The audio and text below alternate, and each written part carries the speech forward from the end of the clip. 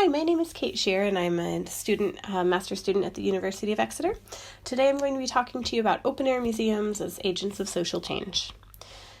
So for my dissertation, I wanted to look at how we can make the world a better place while we are doing what we love, which is open-air museums for many of us, including myself. So I wanted to look at how they could be used in a more activist way. So I'm going to go through some of what I did during this presentation. My dissertation included lots of research around different strategies museums can use to do this and why those work. I'll touch on that really briefly, but I want to focus on the experiment I did, which was choosing one of those strategies and doing a shared authority experiment. And so I'm going to be talking mostly in this presentation about that experiment and the results to come out of that. So right now there's a lot of cultural change, there's a lot of demographic change in visitors coming to museums, and so a lot of museums are moving to a more activist sort of museology to stay relevant. So activist museums are museums that use their staff, displays, and resources to bring about cultural or political change.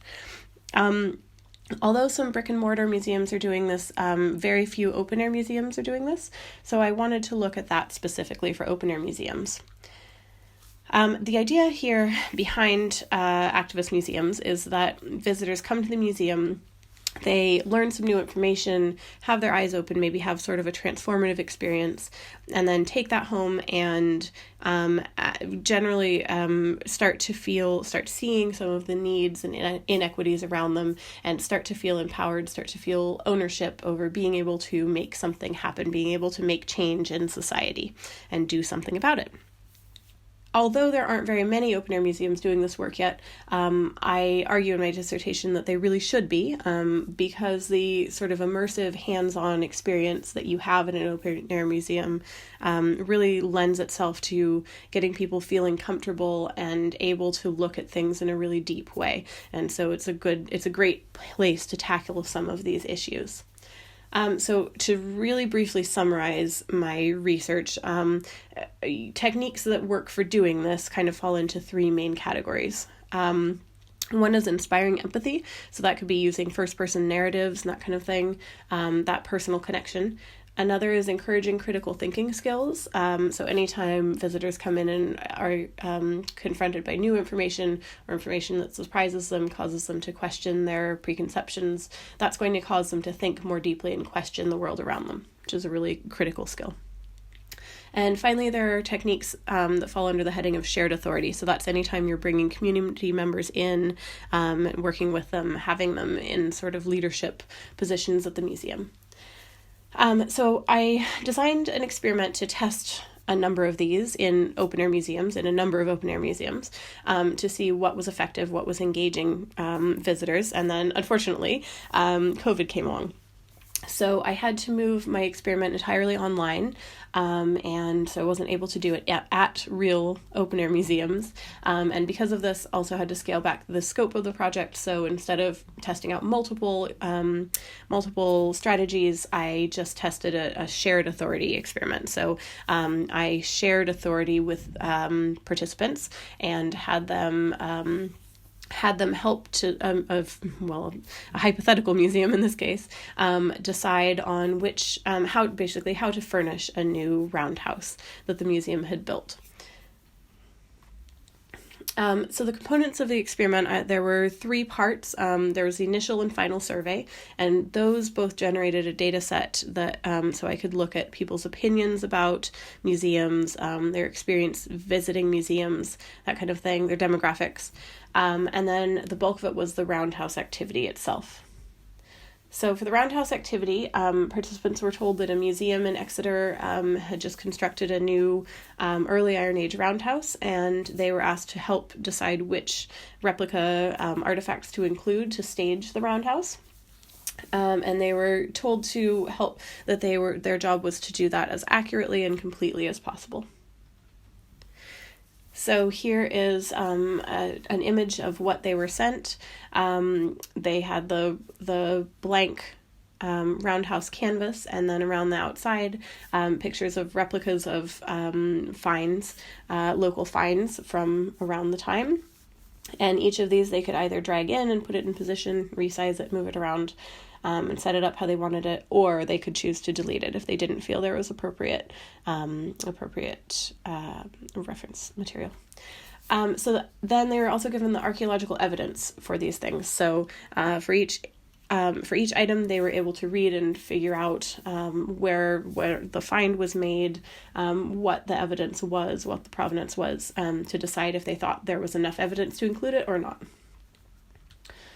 So very quickly, I realized that my participants just didn't have enough background information to participate meaningfully in this.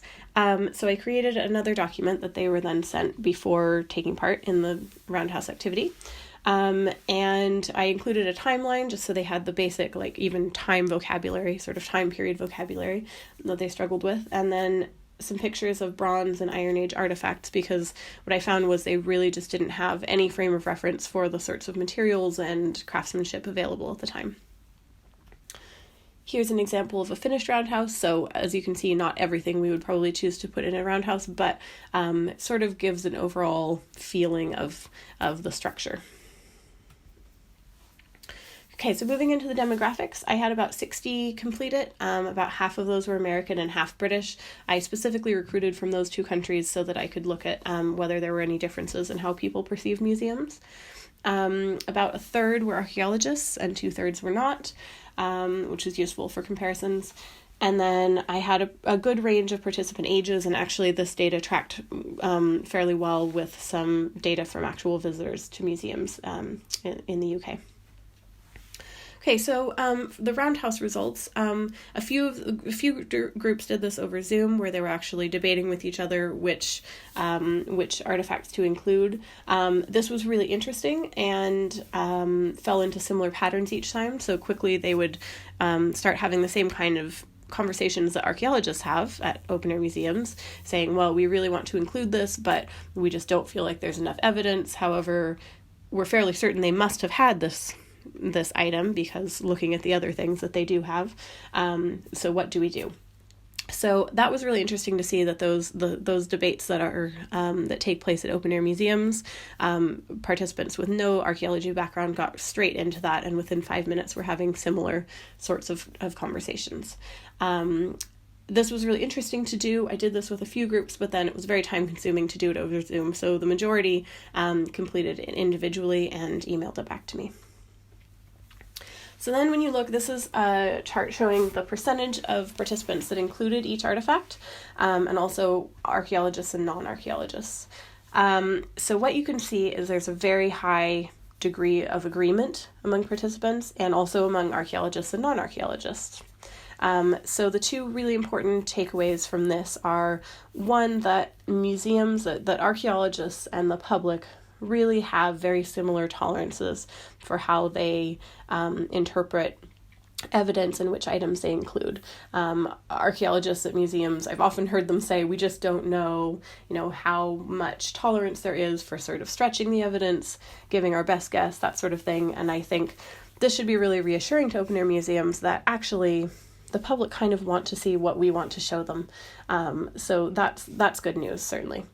Also, it shows that shared authority projects like this really can work, and that if an open-air museum were to invite a group of the public in to help them to, for example, furnish a new structure, they could be quite confident that the end result from crowdsourcing it, if you will turn out the way it would come out had their own archaeologists done it alone. Another interesting note was that there was a big difference in whether an item was included, whether it was utilitarian or decorative. So if an item was utilitarian, the public and archaeologists had much more tolerance for later, less good evidence than if it were decorative. For example, the fibula and mirror had evidence that was stronger than the knife and the ladle, or closer to the time period, but the knife and ladle, which were utilitarian, were included by 80 to 90% of participants, and the fibula and mirror were left out by the majority. So we need to be aware of this, because it means that we are really using the evidence to sort of support our own preconceptions of the time period. Okay, so now I'd like to share a summary of just a few of the questions I asked on the survey. I don't have time to go into all of them, but I'll just run through some basics. So this was one where I asked about visitor involvement, and unsurprisingly, participants, were more comfortable with more traditional roles and ways of being involved. But I did see that there was a noticeable trend in age. So younger participants, maybe unsurprisingly, were more willing to be involved in a wider variety of ways than older participants. So I think this tracks with the demographic trends and visitor trends that we're seeing with museum visitors, and shows that just increasingly our visitors that come through the doors will be more and more willing to engage in this sort of work. Then asked about whether this had changed anyone's feelings about archaeology. Archaeologists, unsurprisingly, had a pretty good idea about archaeology, so there's no real difference there.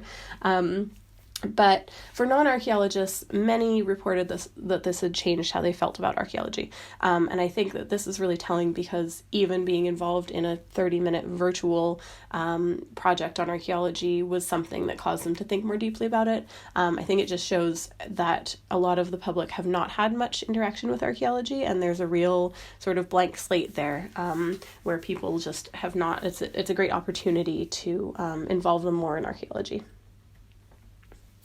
Then asked whether it felt more engaging than just passively walking through a museum, and if they would continue to engage in this way. And the majority said that they really got a lot out of this. So I think that this shows that although being in a virtual roundhouse is nothing like the experience of being in a real roundhouse, there still is value here, and particularly for specific educational applications. I think open air museums could think about using these sorts of tools to reach a broader population, or for sort of targeted tasks like this. Even post-COVID, I think that there's some value in doing it virtually. Finally, asking people whether they felt that museums could be empowering, could be a tool for doing this work that I've talked about. The vast majority, and all of archaeologists, in fact, agreed. So I think this is really exciting, because it shows that the public and archaeologists are really ready to think in this way. They're ready for museums to take more of a guiding role, and not just be about the past, but start to become a bit more about the present and the future. Okay, so I'll summarize very quickly some of the key things here. So the public and archaeologists really have similar tolerance in their in the sorts of items they want included in buildings, which is great news. Also, shared authority. I think this demonstrates that shared authority projects can be really effective. Also, the virtual model, although not perfect and not the same as going to a museum, I think it showed promise for certain educational applications. Also, the public in general is just increasingly ready to play a greater role in museums, so they're really ready for this. And the public and archaeologists really see the empowerment potential in play here.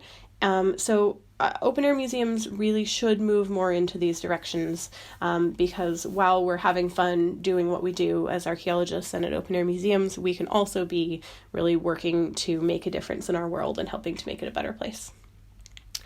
Thank you for listening. I know this was quite quick, a lot of information quite quickly, but I look forward to answering any questions you might have and speaking a bit more about anything that I've gone through too quickly. So thanks very much for listening.